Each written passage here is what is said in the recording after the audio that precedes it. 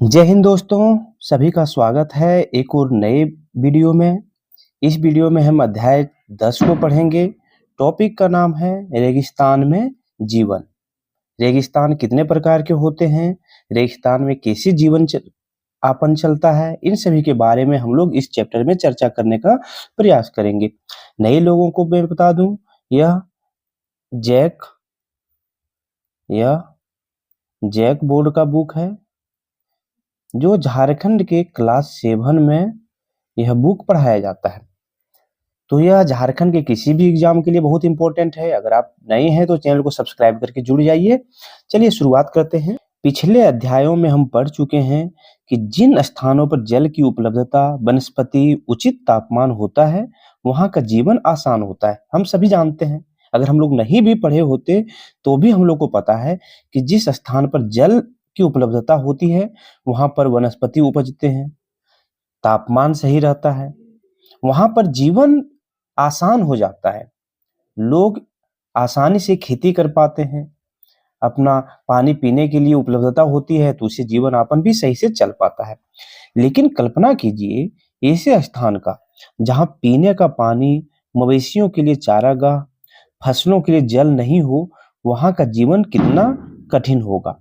अब कल्पना करने की बातें हैं कि जिस स्थान पर पीने का पानी नहीं हो और मवेशियों के लिए चारागाह नहीं हो, फसलों को जल देने के लिए नहीं हो, तो वहां हम लोग रह सकते हैं? क्या जीवन यापन हम लोग का चल सकता है वहां? तो जवाब होगा कि नहीं चल सकता है, क्योंकि ना तो हम खेती कर पाएंगे, ना तो पीने के लिए हम लोग को जो आवश्यक पानी चाहिए वो भी नहीं मिलेगा। ठीक है। जी हाँ, इस पाठ में हम ऐसे ही 2 प्रकार के भौगोलिक प्रदेश का चर्चा करेंगे एवं वहां की जलवायु, वनस्पति, वन्य जीव एवं निवासी के बारे में जानने का प्रयास करेंगे। यह स्थान है रेगिस्तान। यह स्थान क्या है? रेगिस्तान। जहां पर वहाँ का भौगोलिक प्रदेश कैसा है, इस पे चर्चा करेंगे। जलवायु वहाँ का कैसा होगा, वहाँ पर कैसे वनस्पति उपजते हैं, कौन से जीव वहाँ पे निवास करते हैं, इसके बारे में चर्चा करेंगे। वैसे प्रदेश जो अत्यधिक शुष्क हो, अर्थात जहाँ वर्षा बहुत कम होती हो एवं तापमान अत्यधिक उच्च या निम्न हो, वनस्पति विरल हो, रेगिस्तान कहलाते हैं।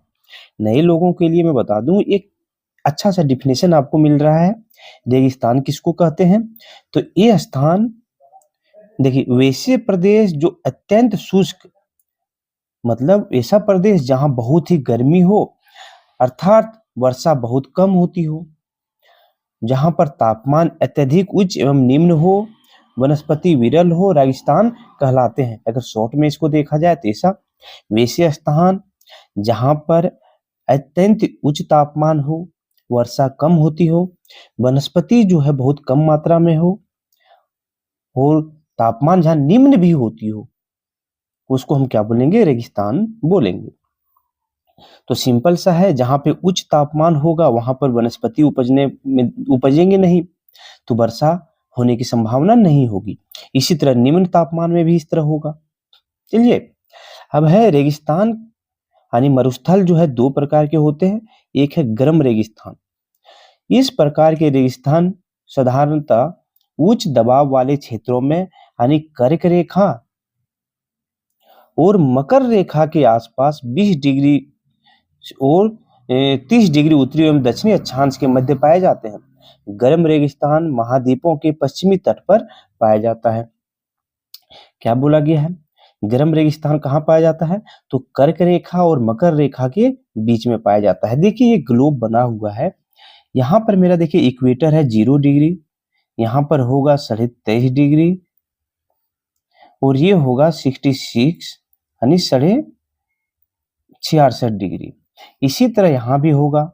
ये जो देखिए, ये है मेरा 23.5 डिग्री हो जाएगा, ये हो जाएगा 66 डिग्री, 66 डिग्री।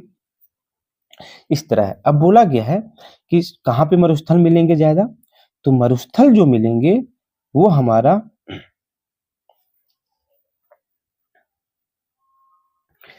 मरुस्थल जो मिलेंगे वह इक्वेटर से 20 से 30 डिग्री नॉर्थ और साउथ में मिलेंगे। अब देखिए, ये सहारा रेगिस्तान, अरबेरियान है, फिर यहाँ पे देखिए सब अंदर ही है। पश्चिमी ऑस्ट्रेलिया में देखिए यहाँ रेगिस्तान है, कालाहारी रेगिस्तान, अटाकामा रेगिस्तान, सोनोरेन रेगिस्तान, ये सभी कहाँ है? तो इक्वेटर के 20 डिग्री नॉर्थ या फिर 20-30 डिग्री नॉर्थ और साउथ में स्थित है। ऐसा क्यों? क्योंकि इक्वेटर पर साल भर जो है भरपूर गर्मी पड़ती है। और भी बहुत कारण हो सकते हैं, लेकिन ये अगल बगल में आपका दिख रहा है। आगे है, विश्व के प्रमुख गर्म रेगिस्तान कौन कौन से हैं? तो अफ्रीका में सहारा एवं कालाहारी है, अफ्रीका महाद्वीप में। उत्तरी अमेरिका में एरिजोना, कैलिफोर्निया और सोनेराम है, रान है। दक्षिणी अमेरिका में आटाकामा है। एशिया में अरेबियन थार और भारत में जो है उसमें थार है, यानी अरेबियन है एशिया में और भारत में थार है। ऑस्ट्रेलिया में ग्रैंड सैंडी और विक्टोरिया जो है यह भी क्या है? गर्म रेगिस्तान है। सारा फिगर में आप देख सकते हैं। ये क्या हो जाएगा? ग्रेट विक्टोरिया हो जाएगा। ये यहाँ पर जो दिखेगा, यहाँ पर झारखंड, यहाँ पे जो है यहाँ थार है, सोनोरेन है, अटाकामा है। इस फिगर को आप स्क्रीनशॉट लेकर के फिर से एक बार देख सकते हैं। आटाकामा मरुस्थल के क्षेत्र कलामा में 1570 से 1971 ईस्वी तक कुल 400 वर्षों तक वर्षा नहीं हुई थी। वर्षा क्यों होगी? कैसे हो पाएगी? अगर मरुस्थल है तो वहां पर पेड़ पौधे बहुत कम मात्रा में होंगे, और पेड़ पौधे कम होने के कारण जलवाष्प जो है कहाँ पे? आकाश में बहुत कम जा पाएगा और वर्षा ना के बराबर होगी। इसीलिए बोला जाता है कि पेड़ पौधे लगाइए। और दूसरा प्रकार है मरुस्थल का, वो है ठंडा रेगिस्तान। ऐसे रेगिस्तान में तापमान बहुत कम होते हैं एवं लंबी शीत ऋतु होती है। ये अंटार्कटिक अंटार्कटिक एवं उच्च पहाड़ी क्षेत्रों में पाए जाते हैं। ये कहाँ पर पाए जाएंगे? देखिए, ठंडा रेगिस्तान कहाँ पे पाया जाएगा? इस फिगर पर देखते हैं। ठंडा रेगिस्तान देखिए इस वाला क्षेत्र में ज्यादा पाने की संभावना है। क्यों? क्योंकि यहाँ पर जो है सूर्य का प्रकाश बहुत कम पड़ेगा साल भर, तो यहाँ पे बर्फ की मोटी मोटी चादरें होगी। हर एक हो जाएगा इधर ये वाला क्षेत्र में, यहाँ पर जो है नॉर्थ पोल पर। यहाँ क्षेत्र में क्या होगा? ये रेगिस्तान पाए जाने की संभावना ज्यादा भरपूर है। इसके अलावा एक चीज और दिया हुआ है जिसपे हम लोग देखते हैं। देखिए यहाँ पर क्या दिया है, उच्च पहाड़ी क्षेत्रों। देखिए उच्च पहाड़ी क्षेत्रों में भी पाए जाते हैं। ऐसा क्यों होता है? हम लोग ने पढ़ा है पिछले चैप्टर में ही कि हम जितना ऊपर बढ़ते जाते हैं आसमान की ओर, तो क्या होता है? तापमान कम होता जाता है।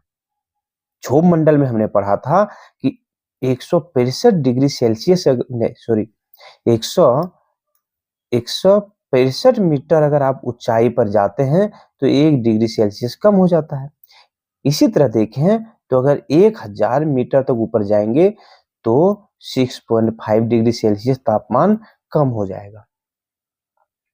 आप सोचिए एवरेस्ट का ये कितना ऊंचा है?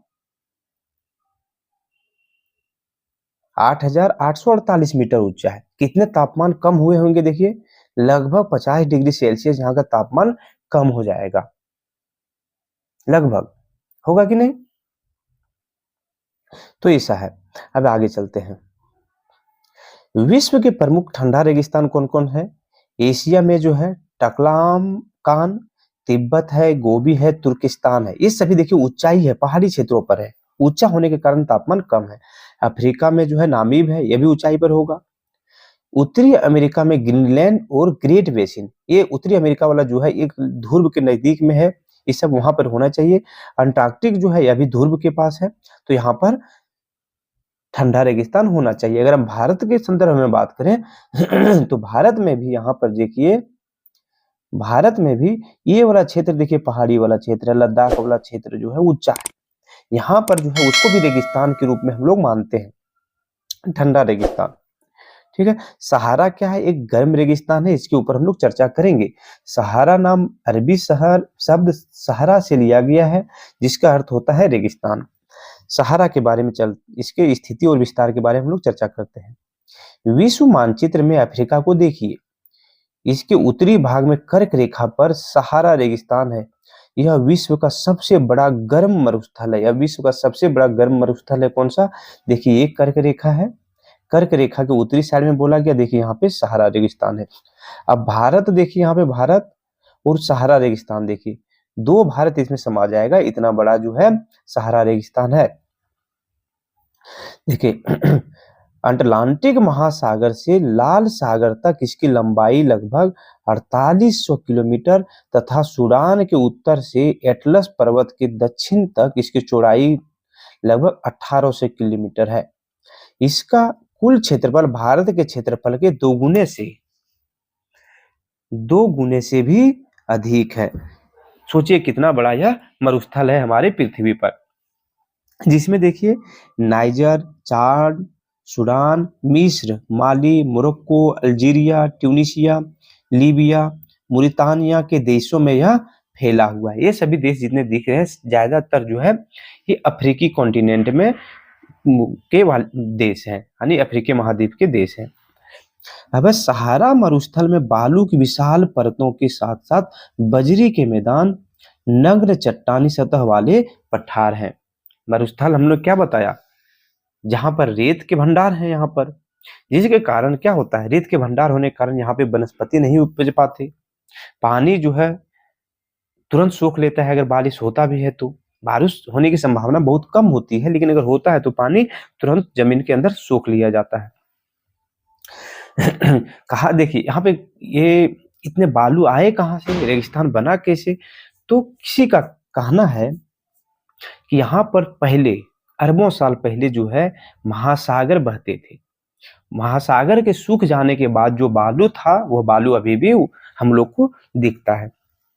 अब देखिए यहाँ पर कुछ ज्वालामुखी पर्वत भी हैं, कहीं कहीं हरे भरे मरुदान भी पाए जाते हैं। पवन मरुस्थल में बालू का उड़ान गर्त का निर्माण करता है। देखिए पवन क्या करता है, मरुस्थल में बालू को उड़ा करके गर्त का निर्माण करता है। गर्त किसको बोलते हैं, तो उस गर्त में जल जमा हो जाता है। गर्त किसको बोलते हैं, हम लोगों ने बताया था पहले, गर्त किसको बोलते हैं कि देखिए मरुस्थल है, मरुस्थल में यहाँ का जो है सो बालू उड़ा करके कहीं और ले गया, थोड़ा सा गड्ढा होने के बाद अगर बारिश हुआ तो यहाँ पे बारिश क्या होगा, जमा हो जाएगा और अगल बगल पेड़ पौधे बन जाएंगे, उसको क्या बोलेंगे, गर्त बोलेंगे। देखिए जिसके कारण आसपास का क्षेत्र हरा भरा हो जाता है। इसके आसपास लोग फसलें उगाते हैं तथा निवास करते हैं गर्त के चारों तरफ। अब ये गर्त छोटे नहीं होगा, बड़ा होगा तभी तो आसपास में लोग रह रहे हैं। अब ऐसे क्षेत्र को ही मरुद्यान कहा जाता है। मरुस्थल में जो उद्यान है उसको हम क्या बोलेंगे, ऐसे क्षेत्र को मरुद्यान बोलते हैं। इसके अलावा देखिए टिबेस्टी यहाँ का सबसे ऊंचा पर्वत है, कहाँ का, तो सहारा रेगिस्तान का, जिसकी ऊंचाई करीब कितनी है, 3415 मीटर है। आपको यह जानकर आश्चर्य होगा कि आज से 6000 वर्ष पूर्व सहारा रेगिस्तान एक हरा भरा मैदान था। यहाँ नदियां और झीलें भी थी। जलवायु परिवर्तन के कारण यह गर्म एवं शुष्क प्रदेश में बदल गया। 6000 साल पहले क्या बोला जा रहा है, क्या हरा भरा मैदान था, नदी भी बहती थी, लेकिन जलवायु परिवर्तन हुए जिसके कारण यह सूख गया। नदी भी क्या हो गए, विलुप्त हो गए। जलवायु के बारे में हम चर्चा किया हुआ है। अब सहारा रेगिस्तान के जलवायु के बारे में यहाँ पर बोला जा रहा है, उस पर चर्चा करेंगे। सहारा रेगिस्तान की जलवायु गर्म, शुष्क एवं विषम है। जलवायु किसको बोलते हैं, किसी पर्टिकुलर क्षेत्र में कम से कम 30 वर्षों का अगर हम मौसम का गणना करें और उसका औसत गणना निकालें हम, तो उसको हम क्या बोलेंगे, जलवायु बोलेंगे। ठीक है, यहाँ तो सहारा रेगिस्तान का जलवायु क्या है, गर्म है। यहाँ पे कम से कम 30 साल का हम लोग क्या निकाले हैं, डाटा निकाले हैं और उसका औसत किए हुए हैं, एवरेज निकालने हैं, जिससे पता चला है कि यहाँ का तापमान गर्म होता है। यहाँ दैनिक और वार्षिक तापांतर दोनों अधिक होता है। दिन काफी गर्म होते हैं तथा रातें काफी ठंडी होती है। दिन के समय तापमान 50 डिग्री सेल्सियस से अधिक हो जाता है, जिससे बालू और नग्न चट्टानें काफी तेजी से गर्म होती है। दिन के समय यहाँ क्या होता है, गर्म हो जाता है, क्योंकि सूर्य का प्रकाश जब बालू पर पड़ता है तो रेत बहुत जल्दी गर्म हो जाता है, और गर्म होने के कारण क्या होगा, तापमान भी गर्म हो जाएगा, जमीन भी गर्म हो जाता है। लेकिन रात में क्या होता है, यही बालू बहुत जल्दी से ठंडा होता है। अब बहुत जल्दी ठंडा हो जाने के कारण यहाँ पर क्या हो जाता है, ठंड पड़ने लगता है रात में। अब इन गर्म रेत और चट्टानों का विकिरण चारों तरफ काफी तेजी से होने के कारण सब कुछ गर्म हो जाता है। जो गर्म रेत है और चट्टान है, इसका विकिरण यानी उष्मा बाहर निकलने के कारण क्या होता है, जल्दी से चारों तरफ गर्म हो जाता है। रात में यही बालू और रेत काफी जल्दी ठंडा हो जाती है। वायु में जल वाष्प नहीं रहने के कारण गर्म विकिरित किरणें रुक नहीं पाती, जिससे रातें काफी ठंडी हो जाती है। ठीक है, रात में क्या बोल रहा है, विकिरित किरणों के कारण, यहाँ जल वाष्प है नहीं कि पानी को, तो ज्यादा CO2 नहीं है कि हीट को जो है ट्रैप करके फंसा के रखे वहां पर अर्थ के रेगिस्तान के चारों तरफ।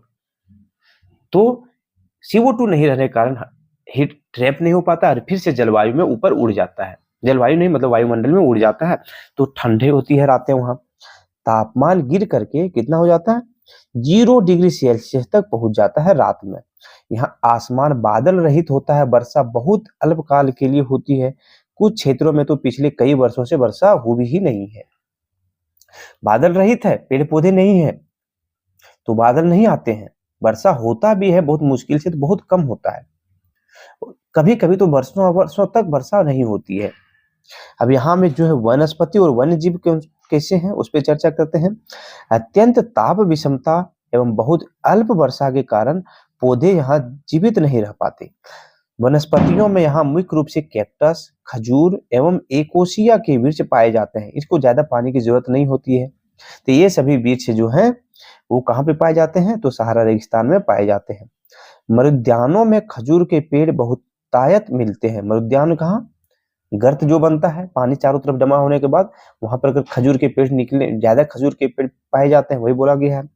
इसके अलावा मरुद्यानी इलाके में कुछ कृषि कार्य भी हो जाता है। यहाँ के जानवरों में मुख्य रूप से ऊंट हो गया, ऊंट के पैर चौड़े होते हैं तो उसको रेगिस्तान का जहाज भी कहा जाता है।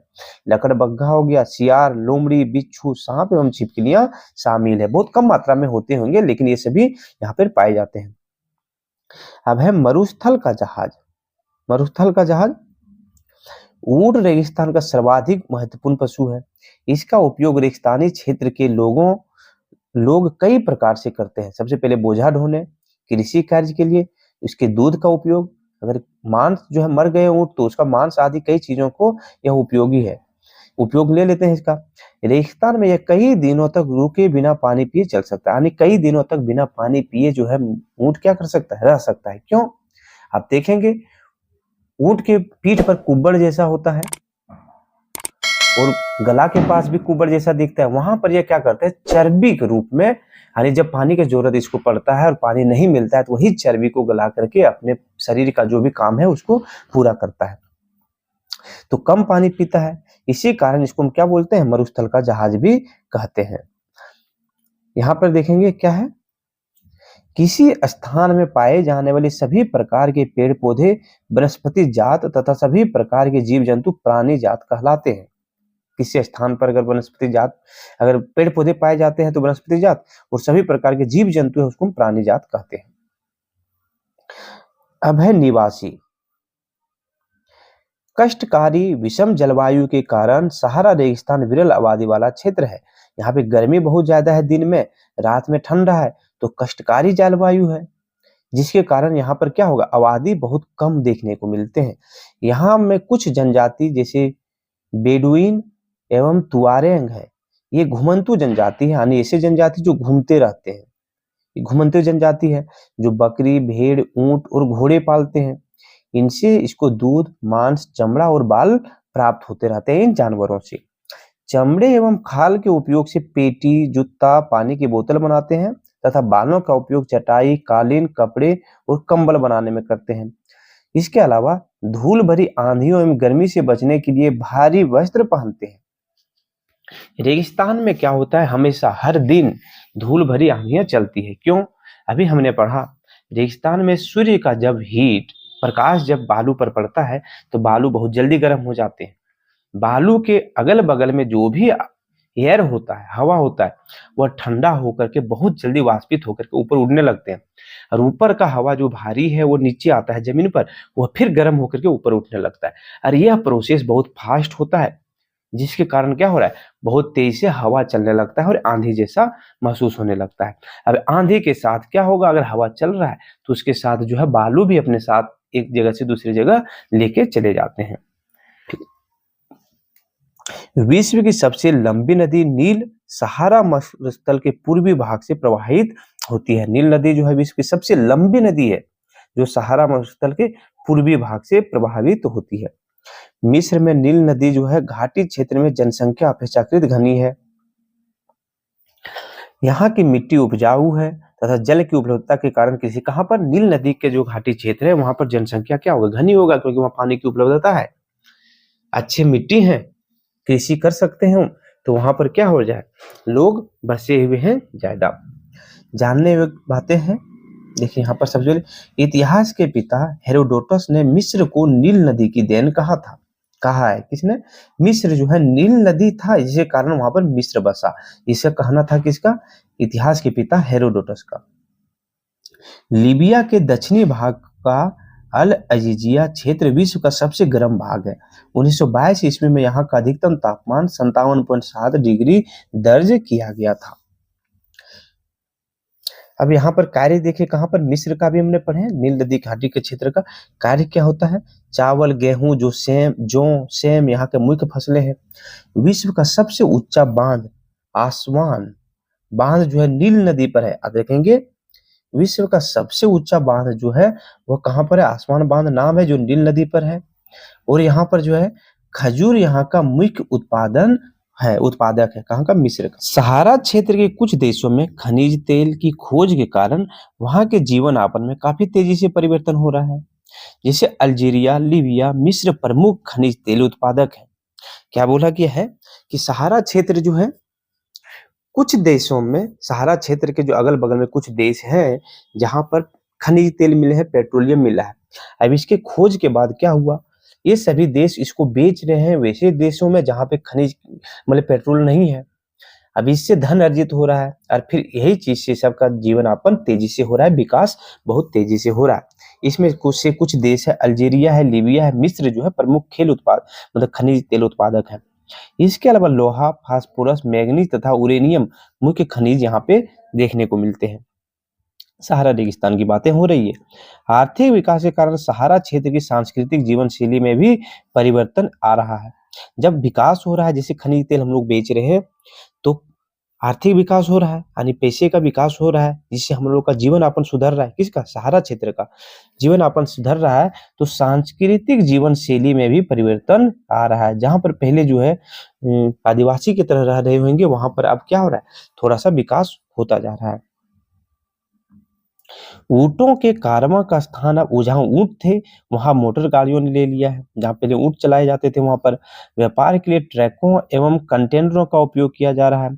ऊंटों के चलने के मार्ग पर हाईवे बन गए हैं। जहाँ ऊंट पहले चला करते थे वहां पर हाईवे बन गया है। घुमंतू जनजाति के लोग भी शहरी जीवन को अपना रहे हैं। मिस्र की राजधानी काहिरा सबसे बड़ा शहर है। घुमंतू जनजाति जो थे पहले, जो रेगिस्तान में घुमा करते थे, जब यहाँ पर खनिज तेल मिल गया, उसको बेच करके जब अच्छा खासा इस देश को प्रॉफिट होने लगा, तो घुमंतू जनजाति क्या कर रहे हैं? शहर में आकर अपना जीवन यापन चलाना प्रारंभ कर दी है। मिस्र की राजधानी काहिरा जो है विश्व का यहाँ का मिस्र का सबसे बड़ा शहर है। अब है एक लद्दाख। लद्दाख एक ठंडा रेगिस्तान है जो हमारे भारत में है। लद्दाख शब्द दो शब्दों ला और दाख से मिलकर बना है। ला का अर्थ है दर्रा एवं दाख का अर्थ है देश। दर्रा किसको बोलते हैं? जब दो पहाड़ी क्षेत्र दिख रहा है, ऊंचाई पर है, और इस दोनों पहाड़ी क्षेत्र के बीच में अगर कोई रास्ता हो पतला सा, तो उसको हम क्या बोलते हैं? दर्रा बोलते हैं। तो लद्दाख में बहुत सारे दर्रे भी हैं, पहाड़ी क्षेत्र है। तो ला का अर्थ होता है दर्रा एवं दाख का होता है देश, यानी दर्रा का देश हो जाएगा। लद्दाख बृहद हिमालय की ऊंचाई पर बसा एवं ठंडा रेगिस्तान है। याद रखेंगे हिमालय को 4 भागों में बांटा गया है। एक ट्रांस हो गया, बृहद हो गया, शिवालिक हो गया, मध्य हिमालय हो गया, बटा हुआ है। तो लद्दाख कहाँ पर है? तो लद्दाख हमारा बृहद हिमालय का भाग है, सबसे उत्तरी क्षेत्र वाला भाग है। 2019 ईस्वी तक यह जम्मू कश्मीर राज्य का हिस्सा था, लेकिन 31 अक्टूबर 2019 ईस्वी को जम्मू कश्मीर से अलग कर केंद्र शासित प्रदेश बना दिया गया। पहले लद्दाख जो था वह किसका भाग था? जम्मू कश्मीर राज्य का भाग था। लेकिन 31 अक्टूबर 2019 को क्या हुआ? भारत के सरकार ने एक गजट लाया संसद भवन में, और उसने जम्मू एंड कश्मीर को और लद्दाख को 2 केंद्र शासित प्रदेश बना दिया। यानी जम्मू एंड कश्मीर अलग केंद्र शासित प्रदेश बन गए और लद्दाख अलग केंद्र शासित प्रदेश बन गए।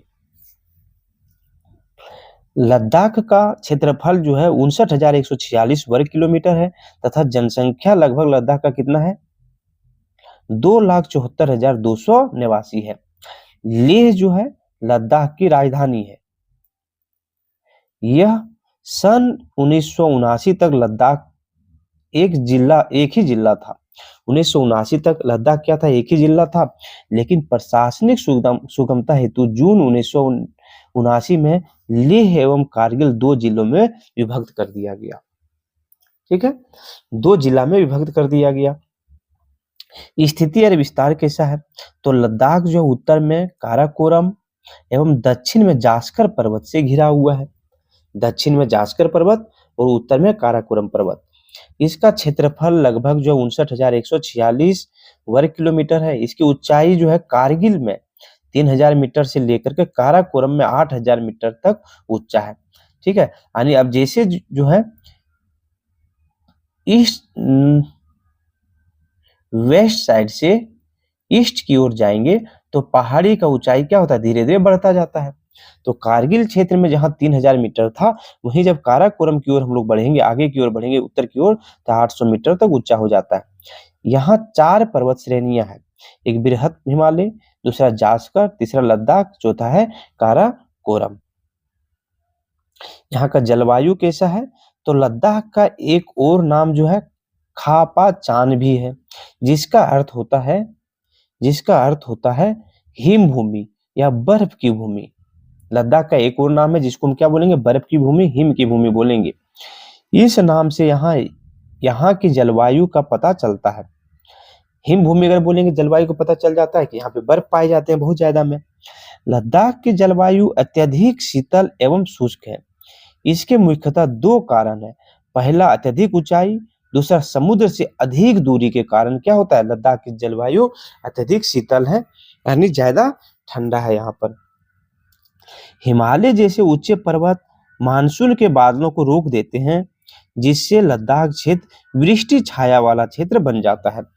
हिमालय जैसे जो है पर्वत क्या करते हैं, मानसून को रोक देते हैं, जिससे लद्दाख क्षेत्र क्या होता है, वृष्टि छाया वाला क्षेत्र बन जाता है। वृष्टि छाया वाला क्षेत्र क्या होगा, देखिए इस तरह समझिए कि ये मेरा पहाड़ है, ठीक है, पहाड़ है। अगर मानसून इधर से आ रहा है, हवा इधर से आ रहा है, तो यहाँ आने के बाद टकराएगा यहाँ आकर के, और टकराएगा तो यहीं पे वर्षा करेगा, इधर ही वर्षा करेगा। या तो मानसून क्या करेगा, बहुत सारा मानसून लौट करके वापस आ जाएगा, इधर बारिश गिराएगा, या फिर बहुत सारा यहीं जो है किनारे में बारिश गिराएगा। अब आपको लग रहा होगा, देखिए देखने में, क्या इधर कहीं वर्षा आपको दिख रहा है, तो इधर बारिश नहीं हो पाता है, तो इसको हम क्या बोल देते हैं, वृष्टि छाया वाला मतलब क्षेत्र बोल देते हैं।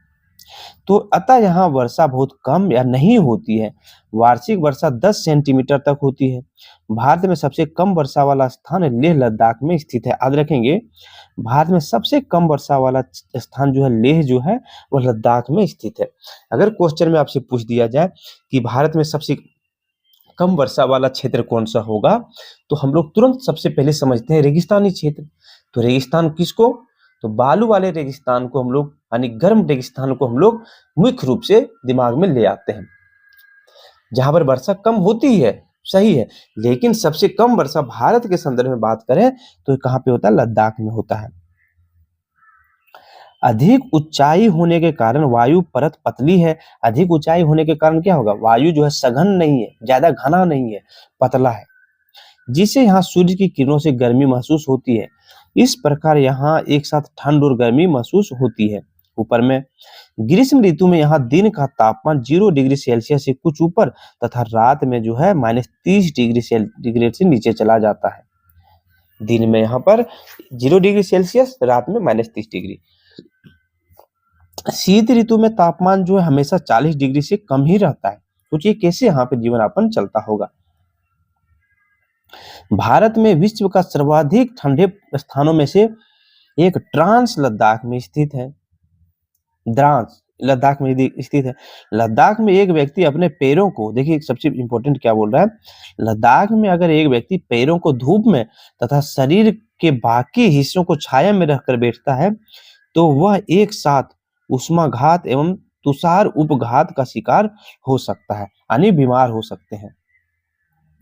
एक अध्ययन के अनुसार लद्दाख हमेशा से एक ठंडा रेगिस्तान नहीं था। वहां किसी समय झीलों का विशाल तंत्र था। इन झीलों में कुछ आज भी अस्तित्व में है। बोला जा रहा है कि अध्ययन करके कि लद्दाख हमेशा से ठंडा रेगिस्तान नहीं था, तो क्या था, वहां पे झीलें थी, विशाल झीलों का विशाल तंत्र था। हो सकता है जिस समय गोंडवाना लैंड आकर के टकराया उस समय ये झीलें खत्म हुई होगी। आप फर्स्ट चैप्टर में जाकर के उसको देख सकते हैं, पूरा डिटेल से मैंने बताया है गोंडवाना लैंड का टक्कर कब हुआ था, क्या क्या उसके नुकसान थे, क्या क्या फायदे थे, सारी चीज बताया गया है। अब है विश्व प्रसिद्ध पश्मीना ऊन बकरियों से प्राप्त होता है। यह लद्दाख के लोगों की जीविका का मुख्य स्रोत है। तिब्बत की नयान जो है विश्व की सबसे बड़ी भेड़ तथा उरियल संसार की सबसे छोटी भेड़ है। तिब्बत की नयान जो है विश्व की सबसे बड़ा भेड़ और उरियान जो है वो क्या है, सबसे छोटा भेड़ है। अब लद्दाख की बात करें वनस्पति एवं वन्यजीव के बारे में। सिंधु दर्शन महोत्सव यहीं पे होते हैं। उच्च शुष्कता तथा अत्यधिक ठंड के कारण वनस्पति विरल हैं। ज्यादा ठंडा होने के कारण क्या होता है, विरल है यहाँ पे वनस्पति। कठोर परिस्थितियों के बावजूद यहाँ स्थान निर्जन नहीं है। इतना स्थिति होने के बाद भी यहाँ पे लोग रहते हैं। जंतुओं और वनस्पतियों ने इसकी विपरीत परिस्थितियों में भी अनुकूलन विकसित कर लिया है। यानी इतनी जो है ठंड होने के कारण, यहाँ की परिस्थिति बहुत कठिन होने के कारण भी जंतु यानी कि जानवर और जो वनस्पति हैं उसने अपने आप को चेंज करके इसके अनुकूल बना लिया है, यहाँ पे रहने के अनुकूल। वनस्पति के नाम पर यहाँ कहीं कहीं घास, छोटी झाड़ियां, जंगली औषधियों, सोतों या झरनों के किनारे पाए जाते हैं। उच्च ढलानों के सिंचित क्षेत्र में कुछ वनस्पतियां मिलती है। उच्च ढलानों पे घाटी क्षेत्रों में सरपत एवं पॉपुलर के वृक्ष देखे जा सकते हैं। कहाँ पर, घाटी क्षेत्र जो है, दो पहाड़ों के बीच वाला जो क्षेत्र है वहां पे कौन सा है, एक सरपत और पॉपुलर जो वृक्ष है उसको पाए जाते हैं। ग्रीष्म ऋतु में सेब, खुबानी एवं अखरोट के वृक्ष पल्लवित होते हैं। ग्रीष्म ऋतु में यहाँ पे सेब होते हैं बहुत ज्यादा, खुबानी होते हैं, अखरोट के वृक्ष भी मिलते हैं। जिससे क्या करते हैं हम लोग, क्रिकेट का सबसे अच्छा बल्ला जो है सरपत पेड़ की लकड़ी से बनता है। क्रिकेट का सबसे अच्छा बल्ला सरपत पेड़ की लकड़ी से बनता है। लद्दाख में पंछियों की विभिन्न प्रजातियां मिलती है। इनमें से अधिकतर प्रवासी पंछी हैं जो गर्मियों के मौसम में देखे जाते हैं।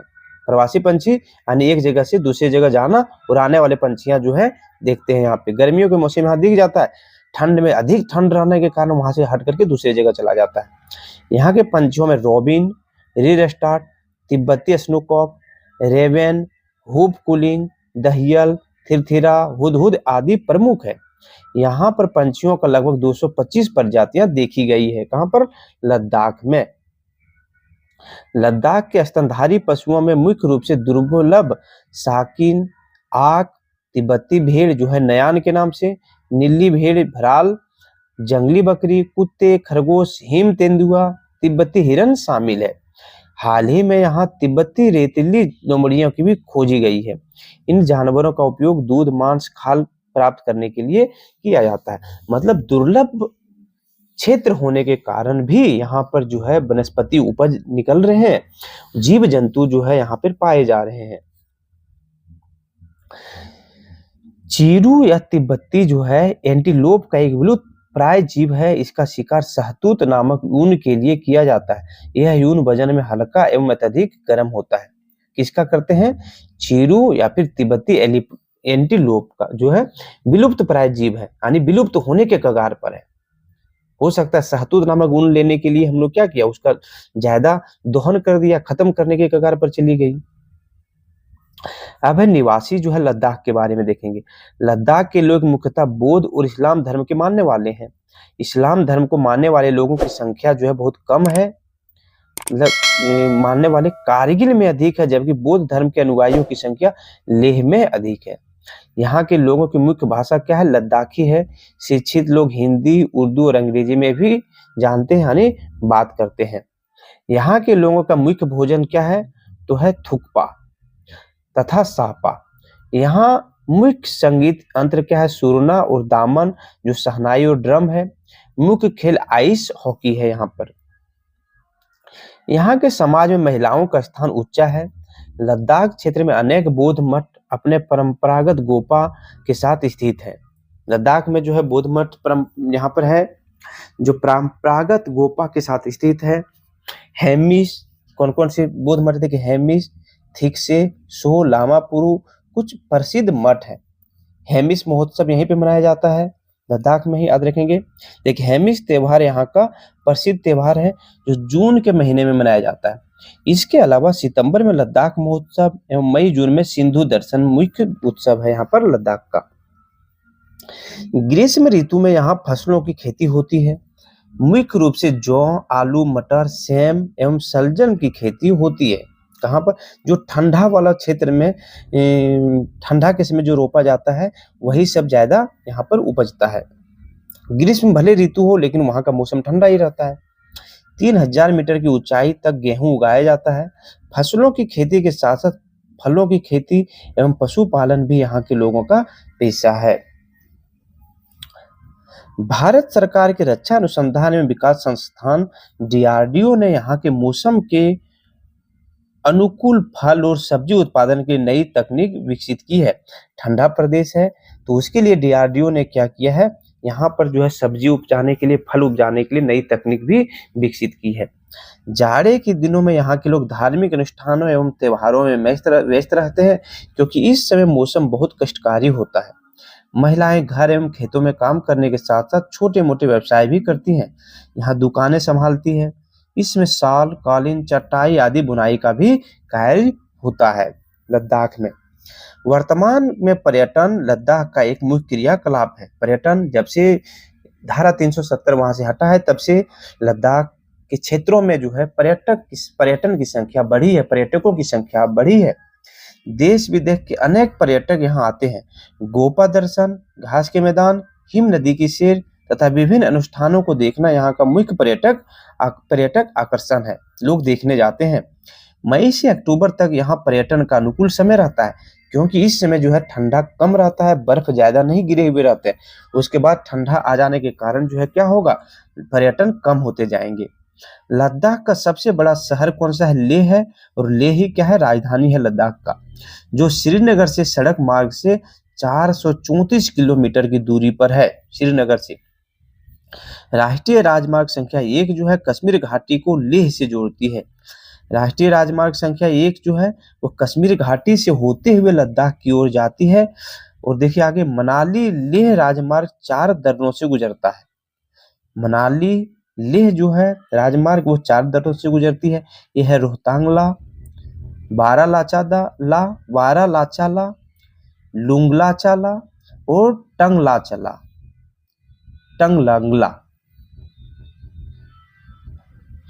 यह मार्ग सिर्फ जुलाई से सितंबर के बीच ही खुलती है। क्यों खुलती है जुलाई से सितंबर के बीच में?